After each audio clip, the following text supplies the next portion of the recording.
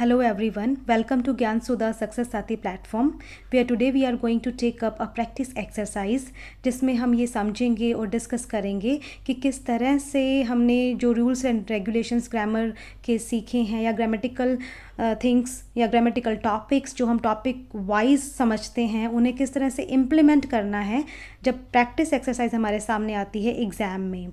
So in this process will also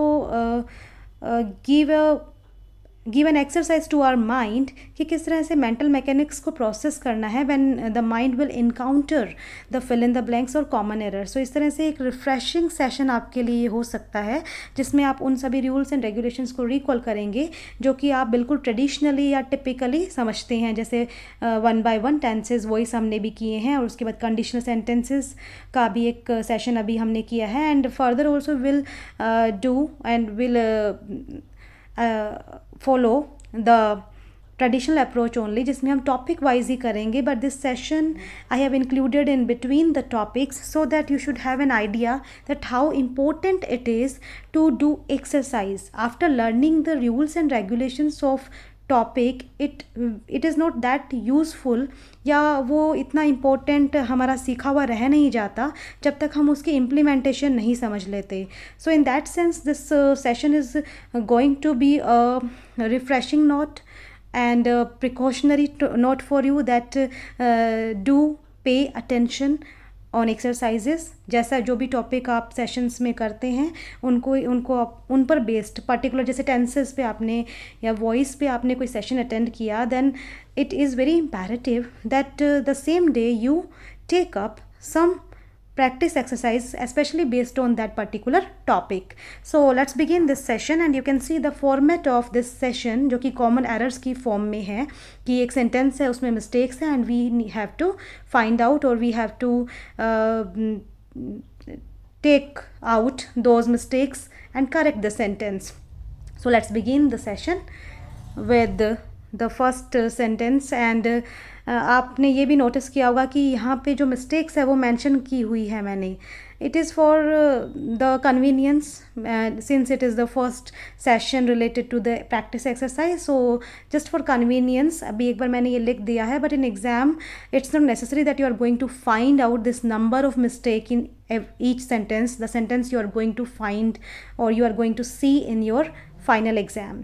So first sentence से शुरू करते हैं. The first sentence is Niharika do not know to dance. अब इसमें यहाँ mentioned है कि इसमें 2 mistakes हैं. So I'm taking some time in telling because I expect कि आप इसका आंसर पिन पॉइंट या बिल्कुल इसका आंसर आप नोटिस कर लें. Niharika do not know to dance. अब इसमें 2 मिस्टेक्स एक तो यहाँ पे है देखिए. आई होप दैट आपने भी यही आइडेंटिफाई की होगी because when we completed the tense and voice series तो उसमें आपके फर्स्ट या सेकंड वीडियो में ये बताया गया था कि जब सब्जेक्ट सिंगुलर है तो उसके साथ SAIS आता है और यहाँ पे डू की बजाय डज आना चाहिए ना. So that's why this is a mistake. So here Niharika does not know to dance. अब second mistake ये है that something when we know. So we usually use this phrase how to. So यहाँ पे how to आएगा. So what will come here? Niharika does not know.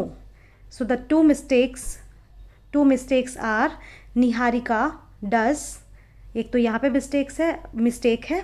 And the second one is Niharika does not know how to dance. So here the second one is here. So I hope that how you will run your mind while solving the common errors. The second one you see Ricky and Vicky does not smoke. अब ये बिल्कुल simple है कि जो subject है वो plural है. Subject is plural. Ricky and Vicky are 2 persons. That's why it is plural. अब प्लूरल के आगे क्या आता है? डू आता है, डज नहीं आता है. सो यहाँ पे SV एग्रीमेंट की जो एरर है सब्जेक्ट वर्ब एग्रीमेंट यानी कि सब्जेक्ट सिंगुलर है तो वर्ब भी सिंगुलर आएगी और सब्जेक्ट प्लूरल है तो वर्ब भी प्लूरल आएगी. So this error we have seen here. तो यहाँ पे ये 1 एरर है जो कि डू है. And the third example you see he has gone yesterday. He has gone yesterday. One thing you should always keep in mind that generally जब भी आपको टाइम इंडिकेशन हो, yesterday या जो भी, ये yesterday एक टाइम इंडिकेशन है ना, तो yesterday जो टाइम इंडिकेशन है उसके साथ बहुत ही रेयर होता है या फिर नहीं होता है. We can say it's almost no कि उसके साथ हैज़ गॉन आए. हैज़ गॉन कौन से टेंस में आता है? प्रेजेंट परफेक्ट टेंस में, यानी कि जो काम अभी अभी हुआ है. और जब टाइम इंडिकेशन, टाइम का नेम आ जाए, then it usually doesn't attract present perfect. इसके साथ क्या आएगा? वेंट आएगा. इसके साथ सिंपल पास्ट आएगा. वर्ब की सेकेंड फॉर्म आएगी सिंपल पास्ट. सो यहाँ पे जो इसको करेक्ट करके हम क्या लिखेंगे? ही, यहाँ पर एरर है. सो ही वेंट येस्टरडे. येस्टरडे वैसे भी पास्ट को इंडिकेट कर रहा है, और हैज़ गॉन मतलब कोई काम हो चुका है, वो जा चुका है. बट हैज़ गॉन जब टाइम इंडिकेशन हो, बस आप इतना ध्यान रखिए कि टाइम इंडिकेशन हो तो हमें इस वर्ब की सेकंड फॉर्म लगानी है. प्रेजेंट परफेक्ट नहीं आता है. इट्स वेरी रेयर सिचुएशन, बहुत ही रेयर केस हो सकता है कि आ जाए. अदरवाइज रेयर केस मतलब या तो वर्ब ऐसी हो कि उसका अभी तक इफेक्ट है, otherwise just now, till today, इस तरह की बातें होती है तो ही प्रेजेंट परफेक्ट आता है. Excuse me. Then the fourth example, who know truth. अब यहाँ पे आप देख सकते हैं 3 मिस्टेक्स है.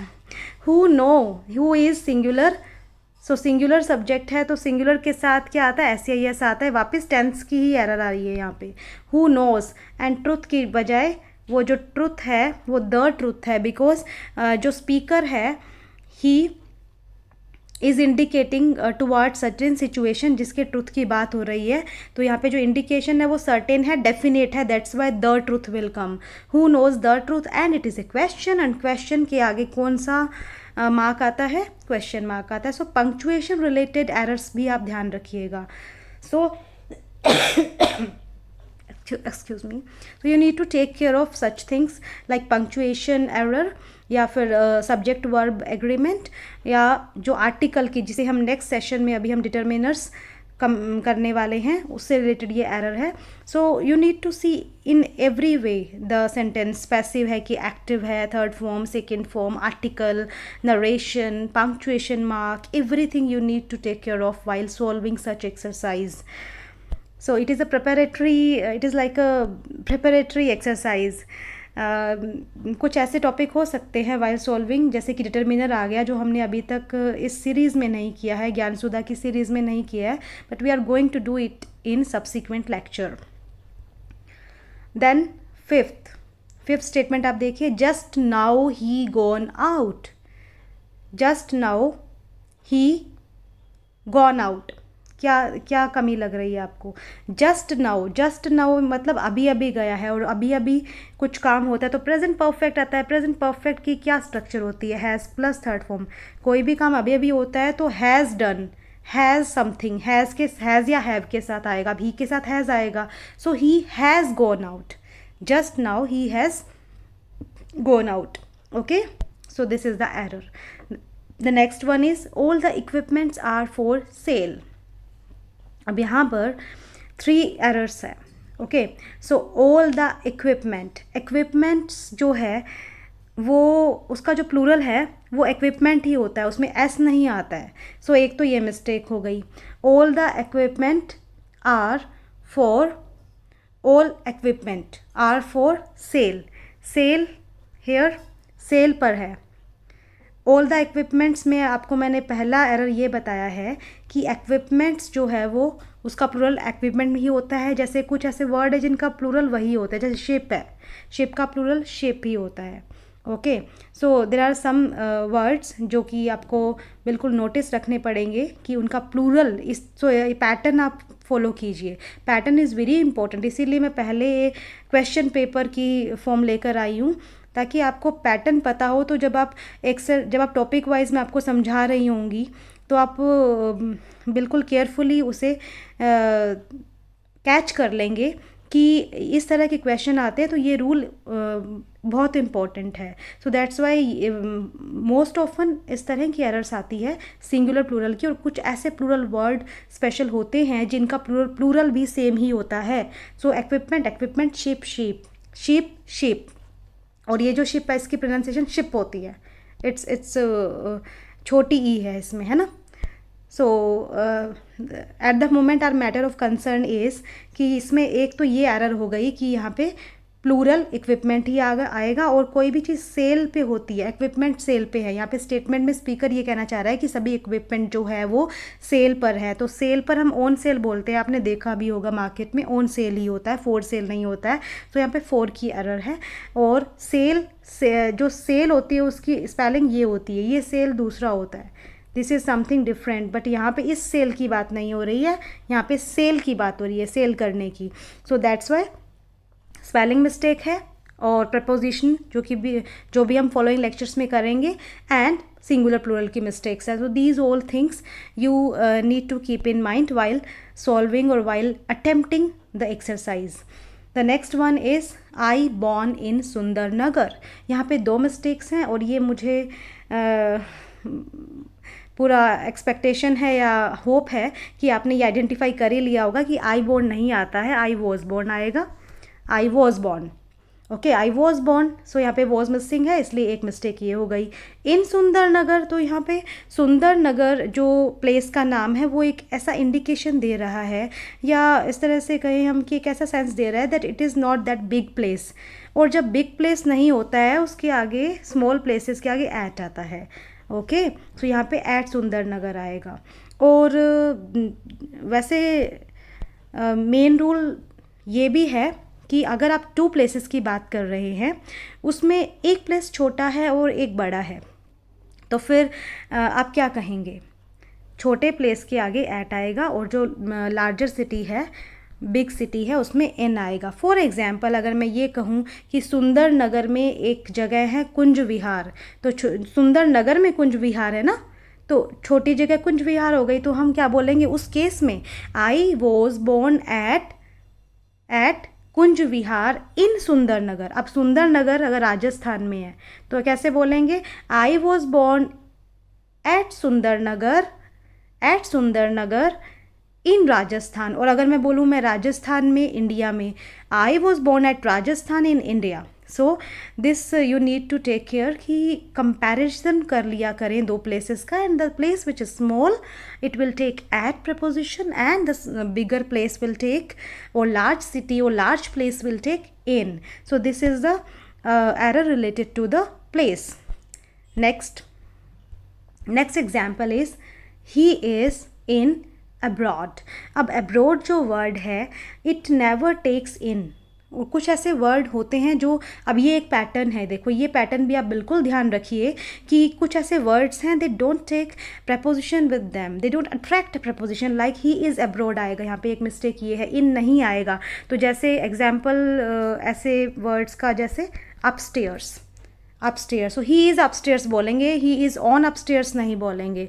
ओके, और रिजेंबल, जैसे ये एक ये वर्ड है रिजेंबल, तो रिजेंबल टू नहीं आता है, resemble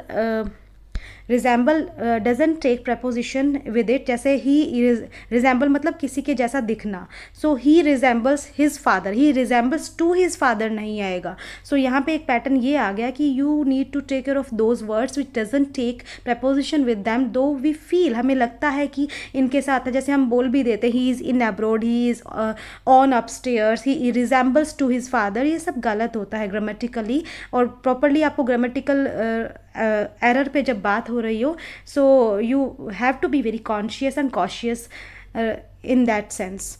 Okay, so next statement is, there are 2 mistakes in it. This is best song I have ever listened. So it's very clear, यहाँ पे error बिल्कुल आपको आइडेंटिफाई हो रही होगी कि जो ये बेस्ट है, ये बेस्ट जो है ये सुपरलेटिव डिग्री है। सुपरलेटिव किसकी है? गुड की। और जो सुपरलेटिव डिग्री होती है उसके आगे हमेशा कौन सा आर्टिकल या कौन सा डिटर्मिनर आता है?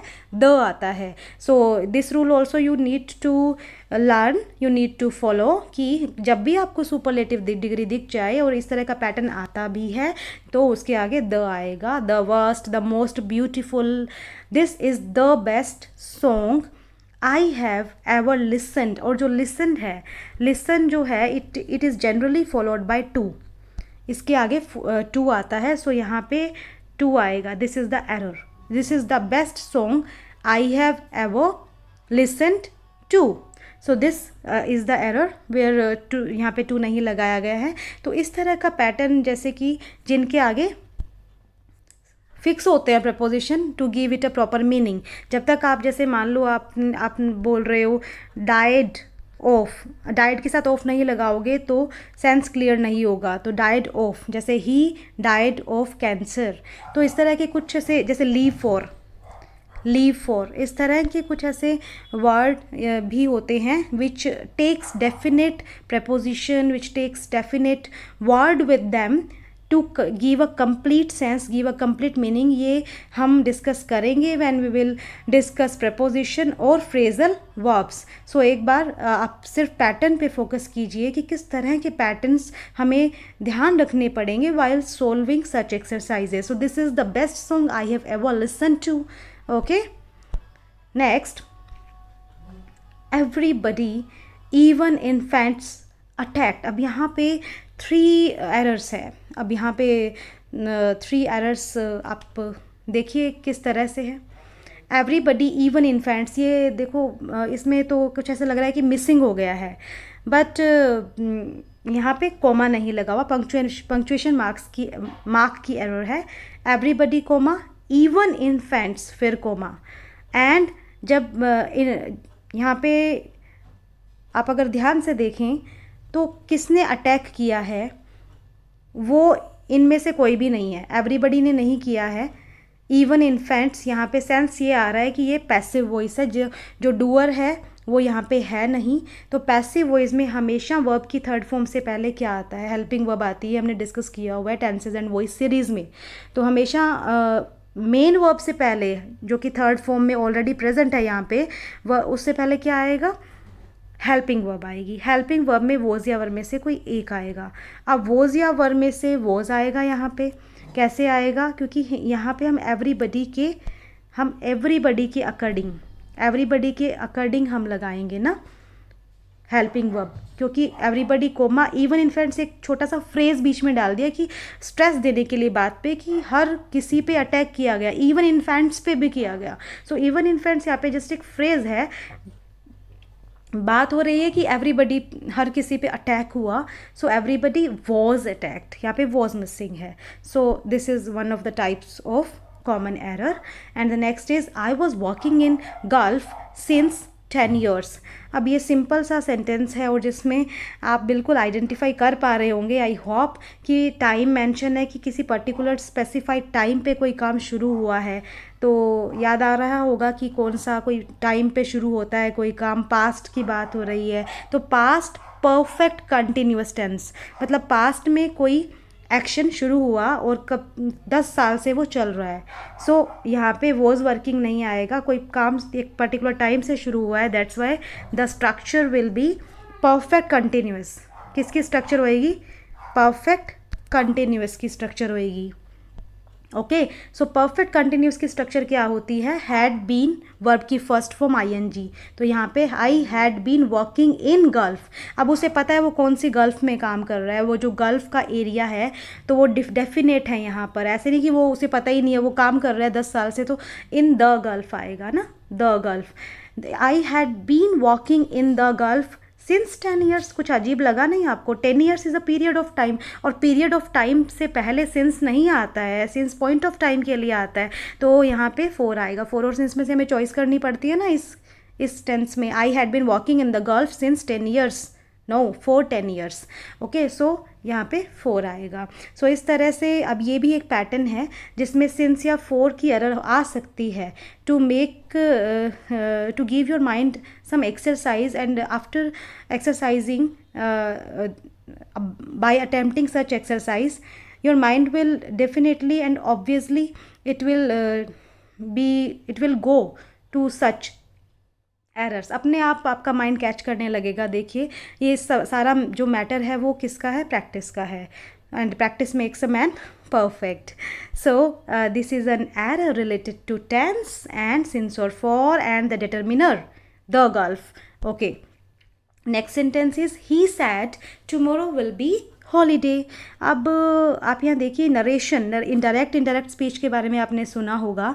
तो डायरेक्ट स्पीच हमेशा आपने देखा होगा कि direct speech always comes in inverted commas. हम किसी की डायरेक्ट स्पीच को बता रहे होते हैं तो वो इन्वर्टेड कॉमा में आती है, बट यहाँ पे इन्वर्टेड कॉमा में नहीं है। दैट मीन्स इन्वर्टेड कॉमा हट चुके हैं, that means it is an indirect speech. ये डायरेक्ट स्पीच ना होकर इनडायरेक्ट स्पीच है। और इनडायरेक्ट स्पीच में ही सैड के बाद क्या आएगा, दैट आएगा, जो कि मिसिंग है, and this is the error. और उसके बाद टुमोरो इनडायरेक्ट स्पीच में किस में कन्वर्ट हो जाता है, द नेक्स्ट डे में हो जाता है। This will discuss in the subsequent lectures, narration भी हम डिस्कस करेंगे। So these all are I have tried to take up the examples which cover almost all the topics, जिसमें सभी टॉपिक से रिलेटेड एरर आ जाए, ताकि आपको ये अवेयरनेस आ जाए कि हमें कितनी तरह की चीज़ों का ध्यान रखना पड़ता है। Active, passive, narration, punctuation, preposition, determiners and so on, there are many. So that's why यहाँ पे अब नरेशन का आ गया, इन्वर्टेड कॉमा नहीं है, that means it is an indirect speech. Indirect speech में दैट आएगा, द नेक्स्ट डे। और विल, यहाँ पे 4 मिस्टेक्स हैं, आप देखिए। अब विल है यहाँ पे, तो विल जो सैड के अकॉर्डिंग विल जो है वो चेंज हो जाता है वुड में, and would be a holiday आएगा यहाँ पे। एक ए हॉलीडेज नहीं है ना, तो ए डिटर्मिनर यहाँ में लगाना होगा, आर्टिकल लगाना होगा। So a holiday will come. He said that the next day would be a holiday. So this is the complete correct sentence, but I just want to give you a note. अभी मैं आपको एक precaution ये देना चाह रही हूँ कि डोंट पैनिक कि हमें इतने रूल्स पता नहीं है। You just, this session is particularly for giving you a framework और a glance that how variety, that कितनी वैरायटी से आपको सोचना पड़ सकता है। Just it is a matter of mental mechanism. तो यहाँ पे नरेशन की बात भी आ गई है, जो कि हम डिस्कस भी कर लेंगे डिटेल में। And the next is doctor Joe is practising since 8 years। So doctor Joe is practising. अब ये प्रैक्टिसिंग देखिए, ये प्रैक्टिसिंग में सी है ना, और आपने प्रैक्टिस की 2 स्पेलिंग देखी होगी, एक तो एस से होती है और एक सी से होती है। जो एस से होती है वो वर्ब होती है, और जो सी से होती है वो नाउन होती है। तो यहाँ पे आपको इस तरह का पैटर्न भी आपके सामने आ गया कि आपको ये भी ध्यान रखना है कि किसी वर्ड को जो कि नाउन है उसको वर्ब की तरह तो यूज़ नहीं किया जा रहा। अगर आप नाउन, अब प्रैक्टिस जो सी वाला प्रैक्टिस होता है वो नाउन होता है, उसके आगे ING लगा दिया तो रॉन्ग हो गया। नाउन वाले प्रैक्टिस में को आप वर्ब नहीं बना सकते, एस वाले प्रैक्टिस में को आप वर्ब बना सकते हो। तो यहाँ पे एस आएगा, प्रैक्टिसिंग आएगा। ओके, सो इस तरह के वर्ड आपको ज़रूर ध्यान रखने हैं, जो कि 2 तरह से बिहेव करते हैं, वर्ब, नाउन या एडजेक्टिव की तरह भी बिहेव करते हैं। So you need to focus over the role of the words also, कि वो जो वर्ड है उसमें उसका रोल नाउन में कैसा होता है, सी या एस का डिफरेंस। जैसे एडवाइस, एक एग्जाम्पल और आ गया ध्यान में, एडवाइस। और जो एडवाइस है अब ये नाउन है, और ये आपने इसके जरूर वेरिएशन देखे होंगे। एडवाइस, अगर इसके आगे कोई ING लगा रहा है तो वो रॉन्ग है। एडवाइस ED भी लग जाता है, क्योंकि वर्ब है ना, वर्ब के आगे ING भी लग जाता है। जो एडवाइस एक एग्जाम्पल प्रैक्टिस की तरह ही है। सो एक तो ये एरर हो गई ना, डॉक्टर जो इज़ प्रैक्टिसिंग, डॉक्टर जो एक किसी पर्टिकुलर टाइम से डॉक्टर जो ने प्रैक्टिस शुरू की थी, तो क्या होगा इसके हिसाब से, वहाँ पे वोज था तो हैड बीन आया था, यहाँ पे इज़ है तो हैज़ बीन आएगा। तो ये प्रेजेंट परफेक्ट कंटिन्यूअस का सेंटेंस है। Doctor Joe has been practising for 8 years is a period of time, और पॉइंट ऑफ टाइम नहीं है, तो पीरियड ऑफ टाइम के लिए 4 आएगा। So for 8 years। Okay, so this is one of the examples. उसके बाद नेक्स्ट है अपीयरेंस इज़ डिसेप्टिव। अब अपीयरेंस इज़ डिसेप्टिव, ये एक रॉन्ग सेंटेंस है अगर हम टिपिकल ग्रामेटिकल के पॉइंट ऑफ व्यू से देखें तो, क्योंकि ये कोलोकेशन है, ये एक कोलोकेशन है। कोलोकेशन क्या होता है? कोलोकेशन कुछ ऐसे एक्सप्रेशन होते हैं, कुछ I hope the spelling you have got, ये कंप्लीट स्पेलिंग है, कोलोकेशन है ये, अपीयरेंसेस आर डिसेप्टिव। एक तो अपीयरेंसेस आर डिसेप्टिव, कोलोकेशन क्या होते हैं, कुछ ऐसे वर्ड्स और फ्रेजेस या एक्सप्रेशंस होते हैं जो कि रिपीटेडली इंग्लिश में जब यूज़ किए जाते हैं तो वो रेगुलर प्रैक्टिस में इंक्लूड कर लिए जाते हैं, शामिल हो जाते हैं। जैसे आपने देखा होगा, मैंने लास्ट में कुछ एग्जाम्पल भी लिखे हैं कोलोकेशन के, जैसे क्राइंग नीड, वॉकिंग डिस्टेंस। अब इन एक्सप्रेशंस को इतना इंग्लिश में बार बार यूज़ किया गया that they have become a part of, very part of the English language. जैसे crying need, walk, ups and downs, या इन डायर नीड, इस तरह के जो फ्रेजेस है वो कोलोकेशन में आते हैं। एंड ये स्पेसिफिक होते हैं, ये बिल्कुल फिक्स्ड होते हैं। आप उनमें एक्सपेरिमेंट कर रहे हैं तो फिर आप उनकी जो रिपीटेडली जो उन्होंने अपना प्लेस लिया है उसके साथ छेड़छाड़ कर रहे हैं। तो वो जो रिपीटेडली यूज़ होके जो ये कोलोकेशन आया है प्रैक्टिस में, वो क्या है, अपीयरेंसेस आर डिसेप्टिव आया है, ना कि अपीयरेंस इज डिसेप्टिव आया है, appearances are deceptive. Okay, this is a collocation. So collocation का भी आपने ध्यान रखना है। ओके, इन व्यू ऑफ, हम बोलते हैं ना, in view of that, in the light of that, so they are the collocations, they have fixed format.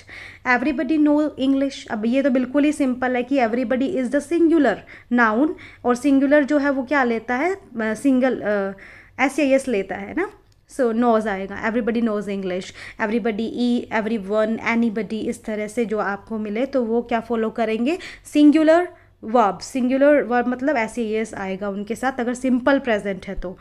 Okay, next is one of my friend practice yoga. अब वन ऑफ माई फ्रेंड, मेरे friends में से एक, one of my friends. तो यहाँ पे जब भी आपको ऐसा एक्सप्रेशन दिखे वन ऑफ वाला, तो उसमें ये प्लूरल होगा, ये आप ध्यान रखिए, ये मिस्टेक अक्सर आती है, को एरर आती है।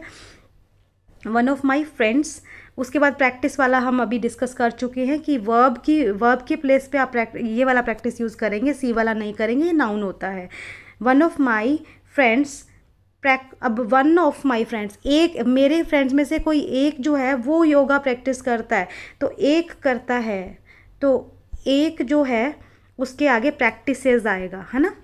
तो ये बिल्कुल आपको ध्यान रखना है कि प्रैक्टिसेस आएगा। One of my friends practises yoga. Okay, next is have you gone to Gulf. अब जब भी हम किसी से ये पूछे कि तुम वहाँ जाकर आए हो, तो गॉन नहीं आएगा, वहाँ पे बीन आएगा। Okay, have you been to the Gulf, been, have you been, तुम वहाँ, गॉन मतलब तुम चले गए और उसके बाद आए ही नहीं, फिर तुम पूछ किससे रहे हो। हैव यू गॉन, चले गए, आए नहीं वापस, कोई जाकर आया है, विजिट करके आया है, तो हैव यू बीन आएगा, और टू द गल्फ आएगा, because speaker is well aware कि किस गल्फ के बारे में वो पूछ रहा है। सो द डेफिनेट आर्टिकल आएगा, have you been to the Gulf. Next is none of them know Kathakali. None of them, अब नन ऑफ कोई भी नहीं जानता है, it is a singular indication, singular यहाँ पे सब्जेक्ट है, तो यहाँ पे नोज आएगा, none of them knows Kathakali. Next is I am listening.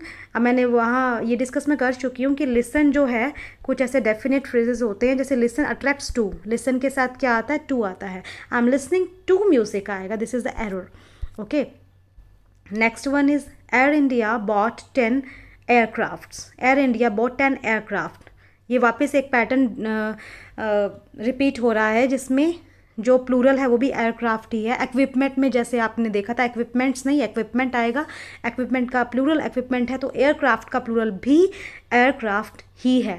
Okay, so the next is I will meet you today night. What is the error, I will meet you today night नहीं आएगा, I will meet you tonight आएगा, so this is the error here.